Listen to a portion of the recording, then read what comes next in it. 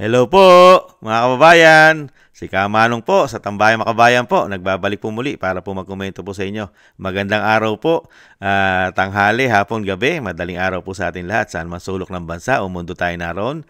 Naway maingatan po tayong lahat, mga kababayan. Ito po, samahan niyo po ako. Komentuhan na po natin ito. Ito pong si Representative Sia Alonto Adjong ng Lanao del Sur ng 1st District. Ay umiiyak po yata, nag-iiyakan po. At pati po ang kanyang mga kasamahang congressman o representative ay umiiyak na po yata, mga kabayan. Dahil po dito po sa ginagawa po ng Vice President. Di po ba? Yung sinasabi ng Vice President, di po ba? Siya po ay hindi kandidato ngayon. Sila po ang kandidato. Ngayon po, nanganganib po ang kanilang mga posisyon na baka hindi na makabalik sa susunod na 20 Congress. Di po ba? Ito po ngayon, mga tambay. Ito po ang hiling nila. Tigilan na raw po yung pagiging kampanya na ginagawa ng Vice President. Yung sinasabing shame campaign, mga tambay. Dahil sila po ay nanganganib na, mga katambay. Pakinggan po natin ang balita kung ano po ang kanilang hiling. Rosalie, sino itong mambabatas na nanawagan kay VP Sara at ano ang kanyang apela sa Vice Presidente? Ella, ibalik ang decency, dignidad at civility sa pagsagawa ng electoral campaigns. Yan ang panawagan ni House Assistant Majority Leader Lanao del Sur 1st District Representative Sia Alonto Adjong sa political leaders, pangunahin na kay Vice President Sara Duterte. Kasunod ito ng pag-atake ng pangalawang Pangulo sa ilang re-electionist na kongresista sa Maynila, partikular na sina Congressmen Rolando Valeriano, Joel Chua at Benny Abante. Panawagan ni Representative Adjong kay VP Sara, ihinto ang shame campaign laban sa PBBM administration candidates.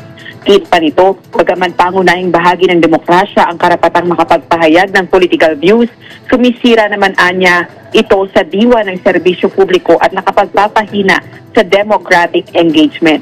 Dagdag pa nito, deserve ng mga mamamayang Pilipino ang mga leader na nagbibigay inspirasyon sa pamamagitan ng pagiging puwaran, hindi anya sa pamamagitan ng pagbabanta o pang-iinsulto. Balik sa'yo, Ella. Maraming salamat, Rosalie Coz. Mga tambay, nawawala raw po kasi yung dignidad, mga tambay. Mga serbisyo publiko, number 1. Kaya hindi raw po dapat ginagawa ng Vice President yung kanyang ginagawang style na pangampanya na sinisiraan daw po sila. Ano po ba ang dapat po ba wala na po ba sila kasiraan? Mga kabayan, sa tingin po ba nila sila ay malilinis na politiko? Wala po ba silang ginawa sa Vice President? Sige nga. At ano po ba yung kanyang ano po ba yung kanilang institusyon? Malinis po ba? At bakit po sila natatakot ngayon? Nung wala po ang kampanyahan, kay tatapang po nila. Di ba ba? Kay tatapang po nito mga congressman ito. Binabastos ang Vice President, di ba? Binabastos sa kanilang mga hearing, di umano, di ba? At ito naman po yung pinasabog ng mayor na lagi natin binabalik. Kung anong klase po mga congressman, representative, ang meron po tayo ngayon sa 19 Congress, mga tambay. Ito po, pakinggan po natin si Mayor Magalong ulit. Hindi lang pala 7-7, meron pang 30-30-30. Ulitin po natin. Napakarami pong kinikita yata ng congressman, mga tama. Hindi lang 7-7, may 30-30 pa. 30-30. Ano yung 30-30? Ulitin po natin ulit. Ayan. Hindi lang pala 7-7, meron pang 30-30-30. Ano yung 30-30-30? Yung 30-30 naman, kung ikaw ang host ng sortie, you get 30 million. 90 million lahat yun. 30 million AX or ATAP, 30 million na MAIT, and 30 million na tupad.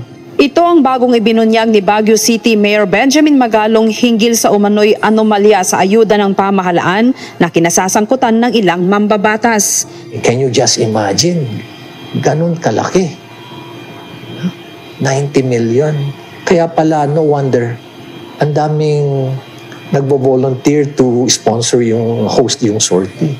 Kasi nga yung ganung kalaking incentive nila. Dagdag pa ng alkalde na may ibang mambabatas na walang limitasyon ang nakukulimbat sa ayuda. Nalaman ko rin pala na may mga entitled na mga congressmen na congresswomen na halos unlimited yung kanilang AKAP funds. Nakakalungkot. Ganon din yung kanilang mga MAIP at yung mga tupad funds, unlimited, halos unlimited. Ayon pa kay Magalong, hindi lang basta porsyento ang nakukuha ng mga korap na mga mambabatas sa pag-host nila ng payout ng mga ayuda. Di ba corruption yun na paano mo nadi-disburse yung ganun na easily, kaya mong i-disburse yung ganun? Tapos ang nakakalungkot nga nito because unlimited yung funds nila. So in short, yung mga ninakaw nila sa porsyento nila at yung mga nakuha pa nila sa profit dahil sila na yung contractor at sila pa yung supplier, hindi pa pala nila na ilalabas. Intact pa yun. Dahil ang ipinapamigay na lang nila muna, itong mga ayuda na nakukuha nila. Ibinunyag din ng alkalde na maging sa Medical Assistance to Indigent Patients o MAEP ay may nakapaloob na korupsyon. Yung MAIP pa pala, meron pang anomaly dyan. Yung ibang MAIP na pondo, ang ginagawa nila yan, ginagawa nilang medical mission, yung funding na yan. At doon sa medical mission na yan, i-jack up nila yung price ng medicine at yung services nila para may rebate na ibabalik doon sa politiko. Ikinadismaya ni Mayor Magalong ang tila kawalan ng pakiramdam ng matiwaling mambabatas na ang dapat sanay pakinabangan ng mahihirap nating kababayan ay napupunta pa sa kanila. Nakakalungkot isipin na ganun na katindi, ganun na ang level ng corruption na as if it's now being committed with impunity. Na wala na silang pakiramdam, manhid na sila. Habang ang tao dyan, hirap na hirap. Ano? Hirap na hirap. Wala naman po silang pakialam, Mayor Magalong sa mga tao. Di po ba? Puro pang sariling interest lang po at pang sariling bulsa. Mga tambay, nakita po natin. Ayan po. Napakarami po nilang kaperahan. Ayon po na korupsyon kay Mayor Magalong. Mga tambay, ibang klase po ang mga congressman. Kaya po nag-iiyakan sila ngayon. Banat ng banat, sobra-sobra ang tira, pagpapabagsak sa Duterte, nung wala pang kampanya, sige. Ngayon, iyakan na iyakan mga tambay. Nag-iiyakan po ngayon. Dahil po ang Vice President ay nangangampanya po sa kaalyado po. Siyempre po, yung sinasabi po natin ng black voting, solid PDP laban. Pinupuntahan po ng Vice President lahat.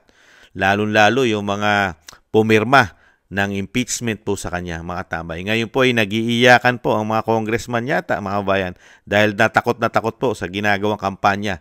Dahil binubulgar po ng Vice President ang kanilang mga ginawang trabaho sa atin po ng 3 taon. Lalong-lalo po itong 19 Congress na napakarami pong anomalya na ibinigay po yata sa taong bayan. Nakita nyo po, pirma pa lang umugong na po. Napakarami pong umuugong na yung pirma na impeachment ay meron daw po, nagkaroon daw po ang kanilang mga opisina na hindi bababa sa 150 million pataas daw di umano. Mga tambay, nakita nyo po. At yung ginawa po nilang 2025 national budget ay napakatindi po, napakaraming blanco at bigla pong nasingitan ng himala na 241 billion daw po ayon kay Congressman Ungab, kapwa nila Congressman at kay Attorney Vic. Nakita niyo po yun? Mga trabaho po nila. At ano pa? Yung kanilang ginagawa po na puro po sa BICAM. Pagdating po sa BICAM, doon na po nadidisgrasya mga kabayan. Ayon po yan sa mga nagpapatotoo. Dahil po dyan po nangyayari ang lahat mga kababayan. At walang public hearing po ang kanilang mga budget, mga pondo. Hindi po natin nakikita na pinapublic hearing po ang mga budget at pondo ng mga congressman. Kung magkano po ang kanilang pondo bawat isang distrito at syempre po pati ang mga party list. Wala po Hindi po natin nakikita yan At isa pa, special po sila lahat. Yung kanilang MOOE, di ba? Yung kanilang mga extraordinary expenses. Liquidation by certification lang daw po. Mga kababayan, for how many long years? Hindi yata uso marisi-resibo dyan. Mga kababayan, yan po ang pumuputok dyan ng mga issue na nakatago po sa taong bayan, mga kababayan, sa mahabang panahon. Grabe po. At syempre po, yung speaker po nila at yung sinasabing tambaluslos ng Vice President, grabe po yan. Grabe daw po ang mga extraordinary at mga sinasabing priority. At grabe rin daw po ang ginagawa niyan ng Kamara, lalong-lalo sa kapirahan natin, mga kababayan, di ba? Lalong-lalo na yung mga singit-singit. Naku, napakarami natuklasan ng mga Pilipino sa mga singit-singit. Lalong-lalo yung ginawa nila sa DepEd na sinisingitan ng pondo ng mga ahensya ng bilyon-bilyon. Ang tanong, saan kaya napupunta yung singit? Natuklasan po ng Vice President yan eh. Kaya nga po, ayaw na ayaw nila sa Vice President na maging Pangulo dahil napakarami pong natuklasan ng Vice President sa institusyon ng Kamara at Senado. Napakarami pong issue ng korupsyon. Sa kasino po ba nanguna, mga kabayan? Ang nanguna po ba ang Vice President na sila po ay bunyag dahil ang Vice President ay hindi sanay sa korupsyon? Sila po'y bihasang-bihasa na po yata sila sa korupsyon. Nung matuklasan ng Vice President at hindi nila kayang suhulan ng Vice President dahil hindi kaisa ng diwa ng Vice President ang pinagagawa nila na sila'y sanay na sanay yata na lapastanganin ng ating kabangyaman, ang ating mga tax ay sanay na sanay silang walang hiyain yata. Di ba? Makakapal na po kasi yata ang mga balat nila. Sobrang kapal na po, mga kabayan. Dinaig pa yata ang kapal ng balat ng mga buhaya yata, mga kabayan. Yung napakaganda po pag ginawa. Ang buhaya po, maganda lang pag gagawin mong sapatos, sintron. Di ba? Yung mga belt, mahal yan. Leather, mga balat ng buhaya. Pero yung ugali naman, wag natin tutularan ng ugali ng buhaya. Mga tama, titirahin ganyan, trader yan. Lalo pagka yan ay gutom. Walang kabusugan. Parang mga aso rin yan. Walang kabusugan. At para di mga baboy, wala rin kabusugan. Di ba mga tambay? Kaya rito po, nag-iiyakan po sila ngayon. Yung sinasabi nga po natin, katulad po ito, nagre-request na po. Yung wag na raw gawin. O sinasabing yung dignidad ng kampanya ay nawawala, lalo mga leader.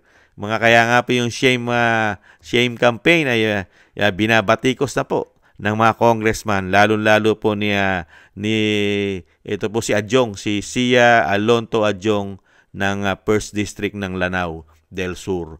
Grabe, no? Nandiyan pa po. Sino? Sila Abante. Valerio Chua. Di ba? Grabe po, hindi po makakabalik yan. Kung hindi po magkakaroon ng dayaan, never na po makabalik yung mga politiko na yan, mga kababayan. Never. Nakita nyo po mga history niyan. Grabe po. Grabe po ang ginawa po sa atin ng 3 taon ng mga congressman. Grabe. Ang tinarabaho po nila ay puro pamumulitika yata at puro issue ng korupsyon. Di po ba mga kababayan? Matalino na po ang mga Pilipino. Nakikita na po ang galawan ng mga politiko, lalong-lalo nung pumasok ang binagoong Pilipinas. Walang nagawang mga solusyon sa problema ng mga Pilipino. Kahirapan, kawalan ng trabaho, kakulangan ng trabaho, nagtataas ang bilihin, nagtataas ang bayarin. Di po ba? Ano ang pinagagawa ng mga congressman, mga senador na nanungkulan sa ating bansa? Lalong-lalo ang Pangulo. Puro pangako. At ang tinarabaho, pera. Mga kababayan. Kung ako dito sa mga congressman, napakahilig po nilang mag-imbestiga. Di po ba? At kaya lang, iniimbestigahan lang po nila, ang Vice President, Pamilya Duterte at mga supporters o kaalyado ng Pamilya Duterte. Bakit kaya hindi nila imbestigahan? Yung kumakalat ngayon, putok na po sa Asia at sa buong mundo. Yung yung money laundering ng Pangulo sa Hong Kong. Trabahuhin nyo po yan, mga congressman. Napakaganda po yan dahil pera po yata ng bayan yan. Napakalaking tulong po yan sa Pilipinas kung may babalik po yan. Yung $100 billion na nasa Hong Kong, 350 tons of gold. Bakit hindi nyo po imbestigahan? Money laundering daw po yan, sabi ng Hong Kong at Taiwan. Kayamanan daw po yan. At yan ay nakapangalan daw po yan sa pamilya Marcos. Bakit hindi nyo po imbestigahan? Napakarami pong ginto yan. Di po ba? At hindi rin maipaliwanag yung ginto na nawala, di umano, sa Central Bank. Napunta kaya sa Hong Kong yung iba ron? Nagtatanong na po si Kamanong. At bakit hindi nyo rin imbestigahan yung kumakalat sa social media ngayon na ang First Lady ay involved daw po. May issue ng droga o pulburon doon sa Amerika. May suot-suot pa raw bracelet. Para daw matrace kung saan pupunta ang First Lady noong panahon na siya po ay nakadetain. Hindi naman po siya nakulong. Hindi naman po siya nakakulong. Bakit makakulong ang First Lady? Hindi pa naman tapos ang investigasyon. Saka yung ikinamatay naman yata ng namatay na businessman doon sa Amerika ay pulburon. Hindi naman po siya namatay na siya'y pinatay o sinadyang patayin. Na-overdose lang daw po sa pulburon. Kaya po yun hindi pinatay. Sumobra lang sa gamit ng pulburon. Kaya iniimbestigahan ng mga time na nahando ng First Lady ay under investigation para malaman ang cause o kung ano sinasabing kung ano dahilan, di ba? Na pagkamatay nung businessman. Kaya nga raw po, pagala-gala daw ang First Lady sa Amerika. Pa-party-party, pakain-kain kasama mga kasama niyang mga sosyal, mayayaman. Di ba? Kaya lang daw po, may suot pang bracelet, di umano.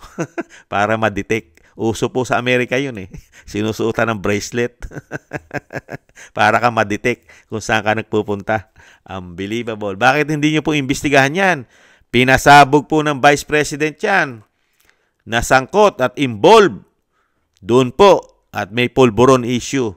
At bakit hindi rin nyo po imbestigahan ang pulburon issue ng Presidente? Bakit kaya? Nagtatanong na si Kamanong. Walang investigasyon sa mga korupsyon. You know? Ano po ang mahihita ng mga Pilipino sa inyo? Sige nga. Paano pa kayo makakuha ng boto sa amin? Sa dami ng issue na pumuputok ay wala naman kayong iniimbestigahan.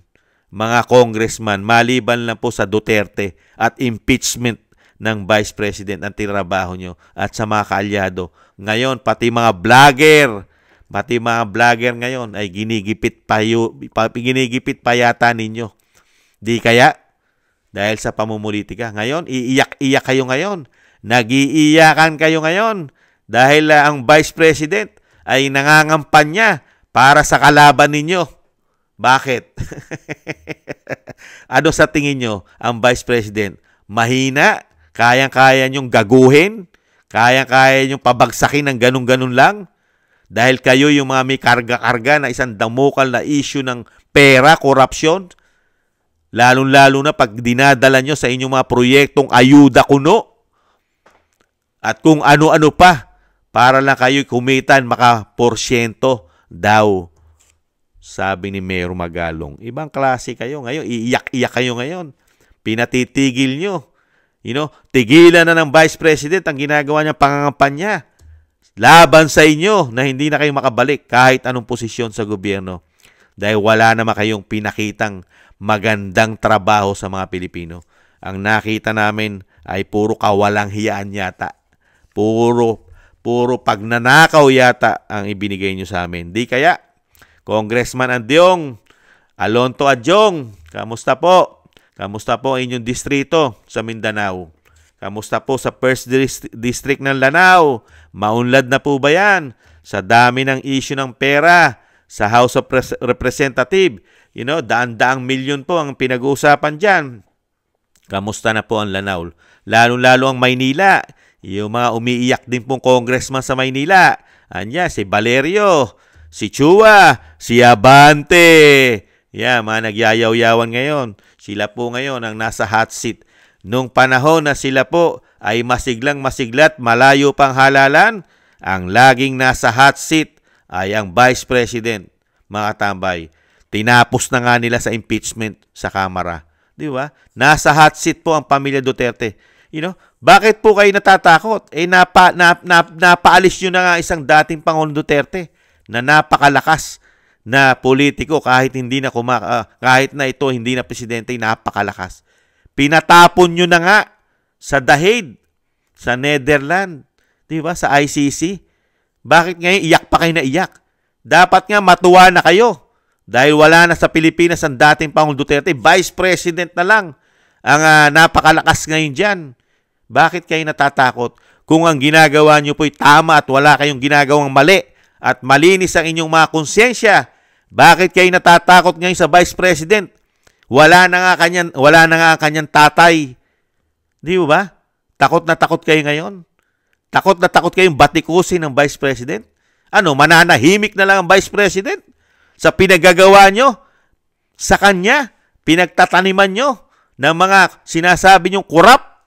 Samantalang sa inyo lumalabas lahat ngayon ang issue ng korupsyon, mga congressman. Hindi po kaya Congressman Adyong, Sia Alonto Adyong, Congressman Abante, Congressman Chua, Congressman Valerio, kamusta na po? Kamusta na po ang sinasabing 77, 777, 30, 30, 30 at isang damukal na mga pinagkakakitaan ninyo?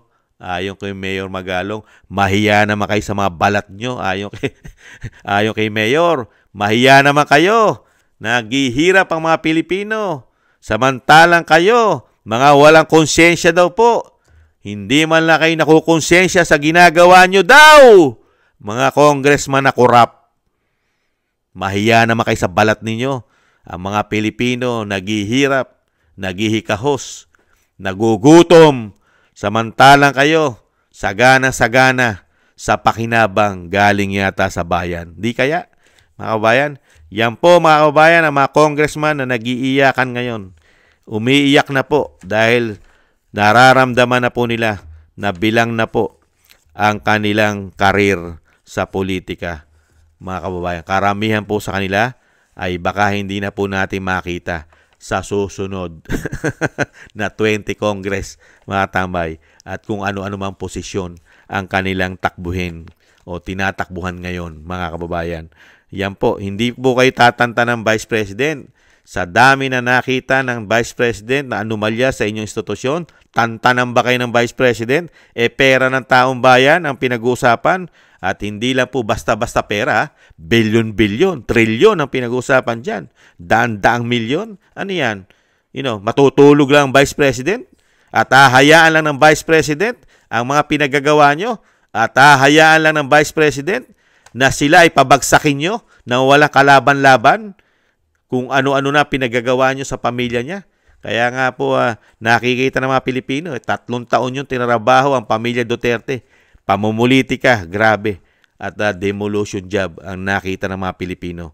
At lalo-lalo sa paglapastangan sa aming mga pera, mga kababayan. Ayan po, mga kababayan, ang ating magigiting na mga congressman na umiiyak po. Iniiyakan na po ang kanilang sitwasyon ngayon.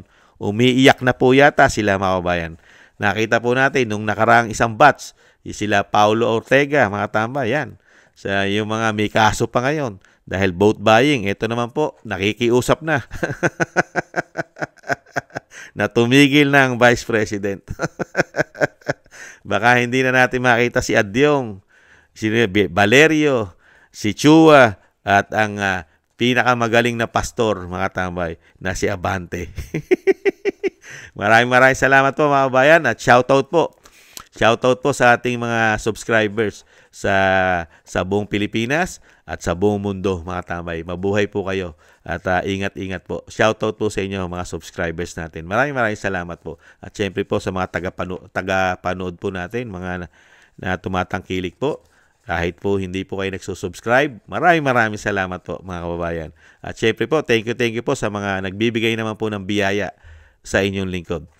Thank you po. Kingston 123 ng Hong Kong, Eric Hershio ng Canada, Jake Yahoo 4531 ng Maisog, California, USA, Gina Ray Solid DDS ng Berlin, Germany, Julieta Silona ng Australia, Sydney, Australia, Baby Roman, Ate Isa ng Cagayan Valley, Jem Aris ng United Arab Emirates, Jovelyn Watanabe ng Japan, ako si Pilam at si Annie Jo.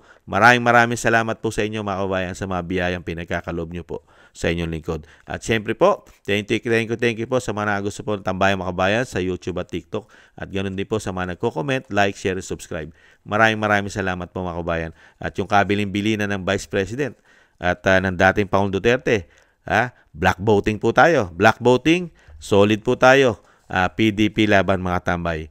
Nakita po natin para hindi na po natin mapagkikita itong mga salita na ngayon ng shame campaign. Tigilan na ang shame campaign mga kababayan. Ibang klase. At siyempre po yung pag-iingat po. Isama po natin sa dasal at panalangin ng mga Duterte, ang dating Pangulong Duterte na makabalik pa sa ating bansa at bigyan po ng kalakasan at mahabang buhay at pag-iingat po sa ating Vice President na mailayo po siya. Maingatan po sa kanyang mga paggawa. Lalo po ngayong panahon ng kampanya at napakarami po nagpapabagsak sa Vice President. Maingatan po sana siya mga kabayan. Maraming salamat po. Tayo rin po, kayo rin po. Doble ingat po mga tambay. Doble ingat po tayo mga kabayan. Maraming salamat po. Sa muli, paalam. Bye-bye.